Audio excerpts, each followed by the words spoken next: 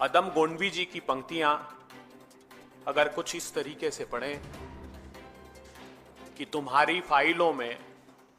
गांव का मौसम गुलाबी है, ये आंकड़े झूठे हैं, ये आंकड़े झूठे हैं, ये वादे किताबी हैं, तुम्हारा पेन चांदी का, तुम्हारा सूट सोने का, मगर किसानों के घर में आज भी फूटी रकाबी है। ये पंक्तियां मोदी सरकार के किसानों के प्रति रवैये को चरितार्थ करती है। बीते 10 साल में मोदी सरकार ने जो किसानों के साथ दुर्व्यवहार किया है, उसकी एक लंबी कहानी है। कहते हैं ना, पूत के पांव पालने में दिख जाते हैं। सरकार ने आते ही जो किसानों के खिलाफ एक के बाद एक निर्णय लिए, उससे ये कहावत न सिर्फ चरितार्थ हुई, अपितु 75 करोड़ किसानों के मन में अंकित हो गई कि किसान विरोधी नरेंद्र मोदी। सत्ता में आते ही सबसे पहला निर्णय मोदी सरकार ने लिया कि किसानों को जो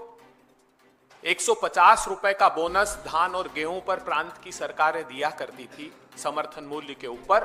वो जून 14 में एक आदेश जारी करके सभी राज्यों को कह दिया कि अगर ये बोनस आपने देना जारी रखा तो हम आपका समर्थन मूल्य पर से अनाज खरीदना बंद कर देंगे। दूसरा निर्णय लिया दिसंबर 2014 में, जब एक के बाद एक अध्यादेश लेकर आए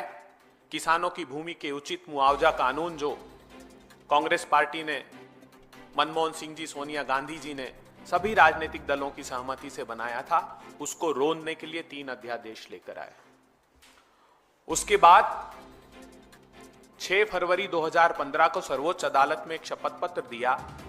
और यह कहा कि अगर किसानों को लागत का 50% ऊपर समर्थन मूल्य दिया तो बाजार डिस्टॉर्ट हो जाएगा। अर्थात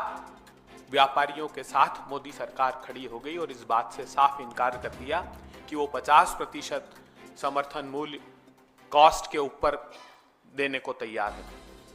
प्रधानमंत्री जी ने बरेली की रैली में 28 फरवरी 2016 को एक घोषणा की कि 2022 तक किसान साथियों आपकी आय 2 गुनी कर दूंगा। मगर पता लगता है कि 10 वर्षों में एनएसएसओ बताता है कि किसान की आमदनी 27 रुपए प्रतिदिन रह गई है और 74,000 रुपए का औसत कर्ज किसानों पर देश भर में हो गया। फरवरी 2016 में ही खरीफ सीजन में सीहोर में प्रधानमंत्री जी ने एक रैली को संबोधित किया और कहा कि विश्व की सबसे अच्छी फसल बीमा योजना में किसान भाइयों के लिए लेकर आ रहा हूं। उसका हश्र यह हुआ कि आज निजी कंपनियों ने 64,000 करोड़ रुपए का मुनाफा कमाया। किसानों को तो उसका लाभ नहीं मिला, मगर निजी कंपनी मुनाफा योजना बनकर ये योजना रह गई। फिर हमने देखा कि प्रधानमंत्री ने कहा कि कोविड के समय आपदा को अवसर में तब्दील करना है, तो अपने मुट्ठी भर धन्ना सेठ दोस्तों के लिए 2020 में फिर अध्यादेश लेकर आए और कृषि के क्रूर काले कानून लेकर आए गए। अब आज पता लगता है कि वो क्रूर काले कानून, नीति आयोग में उसका मसौदा एक अमीरी उद्योगपति भारतीय मूल के शरद मराठे, उन्होंने ये प्रस्ताव दिया था, जिसको ये कृषि के क्रूर काले कानून के रूप में लेकर आए।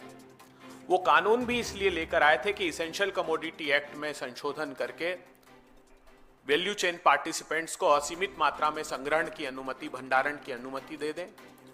और उससे वो असीमित मात्रा में भंडार करके ऐसे समय फसलें बाजार में बेच दें